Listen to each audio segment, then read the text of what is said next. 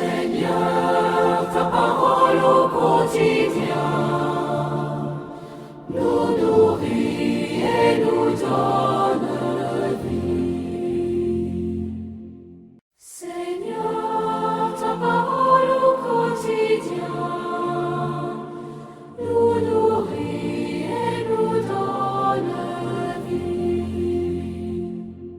Lecture de la première lettre de Saint Paul apôtre aux Corinthiens. Frères, vous qui avez été appelés par Dieu, regardez bien.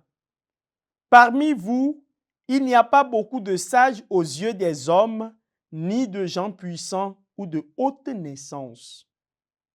Au contraire, ce qu'il y a de fou dans le monde, voilà ce que Dieu a choisi pour couvrir de confusion les sages.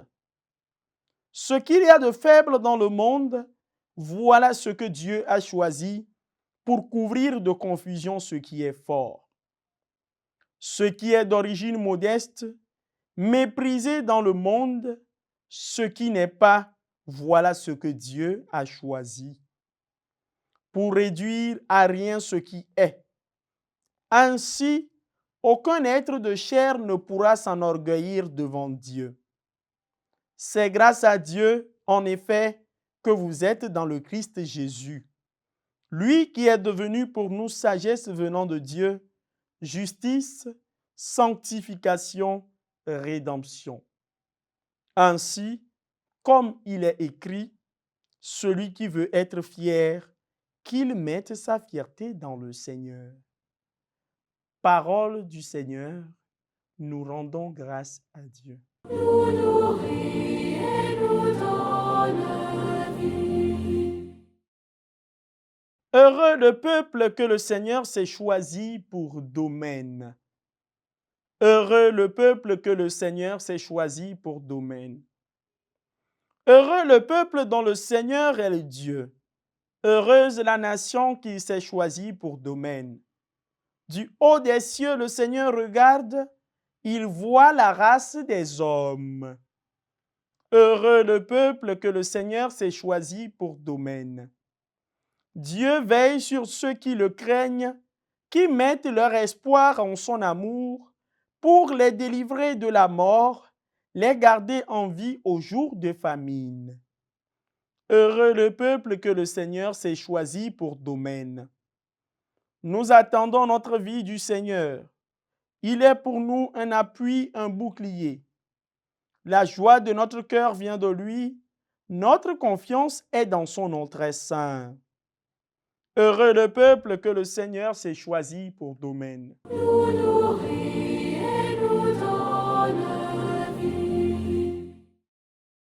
Heureux ceux qui sont persécutés pour la justice, car le royaume des cieux est à eux. Nous nourrit et nous donne vie. Le Seigneur soit avec vous et avec votre esprit. Évangile de Jésus-Christ selon saint Marc. Gloire à toi, Seigneur. Hérode, prince de Galilée, avait fait arrêter Jean et l'avait mis en prison. En effet, il avait épousé Hérodiade, la femme de son frère Philippe, et Jean lui avait dit, « Tu n'as pas le droit de prendre la femme de ton frère. » Hérodiade en voulait donc en Jean, et elle cherchait à le faire mettre à mort. Mais elle n'y arrivait pas, parce que Hérode avait peur de Jean. Il savait que cet homme, c'était un homme juste et saint, et il le protégeait, car il l'avait entendu. Il était très embarrassé, et pourtant, il aimait l'entendre. Cependant, une occasion favorable se présenta lorsque Hérode, pour son anniversaire, donna un banquet à ses dignitaires, le chef de l'armée et aux notables de la Galilée. La fille d'Hérodiade fit son entrée et dansa. Elle plut à Hérode et à ses convives. Le roi dit à la jeune fille, demande-moi tout ce que tu veux et je te le donnerai. Et lui fit ce serment, tout ce que tu me demanderas, je te le donnerai, même si c'est la moitié de mon royaume. Elle sortit alors pour dire à sa mère, qu'est-ce que je vais demander? Hérodiade répondit, la tête de Jean-Baptiste. Aussitôt la jeune fille s'empressa de retourner auprès du roi et lui fit cette demande. Je veux que tout de suite tu me donnes sur un plat la tête de Jean-Baptiste. Le roi fut vivement contrarié, mais à cause du serment fait devant les convives, il ne voulut lui opposer un refus. Aussitôt, il envoya un garde avec l'ordre d'apporter la tête de Jean. Le garde s'en alla et le décapita dans la prison. Il apporta la tête sur un plat, la donna à la jeune fille, et la jeune fille la donna à sa mère. Lorsque les disciples de Jean apprirent cela, ils vinrent prendre son corps et le déposèrent dans un tombeau. Acclamons la parole de Dieu. Louange à toi, Seigneur Jésus. Nous nourrit et nous donne vie. Connaître la vérité et vivre selon la vérité sont deux choses distinctes.